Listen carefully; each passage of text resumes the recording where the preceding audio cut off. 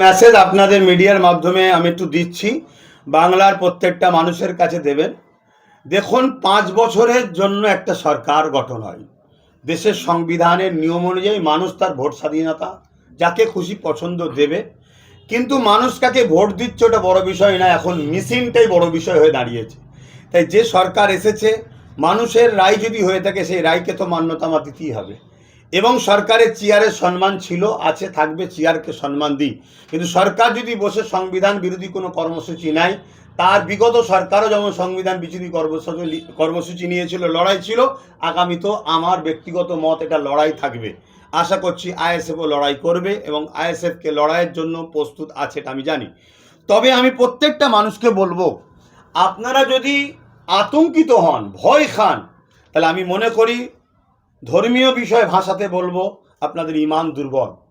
ভয় কখনো খাবেন না। জুলুম চাইবে, জালিম চাইবে আপনাকে ভয় খাইয়ে দেওয়া, যাতে জুলুম করতে তার সুবিধা হয়, আপনি জুলুমের প্রতিবাদ না করেন। মনে রাখবেন, জুলুম করা যেমন পাপ, জুলুমের প্রতিবাদ না করে চুপ থাকাটাও পাপ। তাই সংগঠিত হন, ঐক্যবদ্ধ হন, দেশ ও রাজ্য এবং দেশবাসীকে গণতান্ত্রিক প্রক্রিয়া সংবিধানের মাধ্যমে যেভাবে এগিয়ে নিয়ে যাওয়ার জন্য আমরা চেষ্টা চালাচ্ছি, তার জন্য আপনারা ঐক্যবদ্ধ হন। পাশাপাশি যারা আমাকে বিশ্বাস করেন, ভালোবাসেন, যারা আমাদের সঙ্গে জুড়ে ছিলেন, আছেন, প্রত্যেককে বলবো, যে যার বুথের নেতৃত্ব নির্দেশ ছাড়া কোনো রকম জায়গায় পা বাড়াবেন না। কোনো ভিড়, কোনো মিছিলে, কোনো ডাকে সাড়া দেবেন না। যদি দেন, কোনো জায়গায় যদি পাওয়া যায়, বিপদে পড়লে আমরা তো আপনার পাশে সাথ দিয়ে তো দূরের কথা, আপনাকে দল থেকে সাসপেন্ড করব। যে কর্মী, যে নেতা ব্যক্তি দলের নির্দেশ মানে না, তাকে নিয়ে আগামী দিন লড়াই করা, এই বিরাট বড় যুদ্ধ, সেই সংগ্রামে চলা কিন্তু বড় বিপদ। পাশাপাশি এটাও বলবো, আমি বেঁচে আছি, ঘাবড়াবার কোনো জায়গা নাই।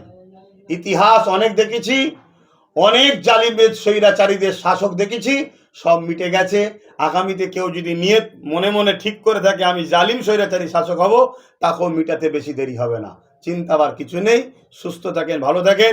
ভারতবর্ষ সংবিধান রয়েছে, কোনো টেনশন নাই। ভাইজান, যে আপনি চান বা না চান, বিজেপি সরকারে এসছে, আপনি কাকে মুখ্যমন্ত্রী হিসেবে চাইছেন? যার সাথে আমার সম্পর্ক নেই তারা কাকে মুখ্যমন্ত্রী করবো আমার জানার বিষয় কোনো ইন্টারেস্ট নেই। তো যাকেই করবে সে তাদের ব্যাপার, আমার কোনো ইন্টারেস্ট নেই। কেন সেই দলের কে মুখ্যমন্ত্রী হবে সেটা তাদের ব্যাপার, ঠিক তো নাকি?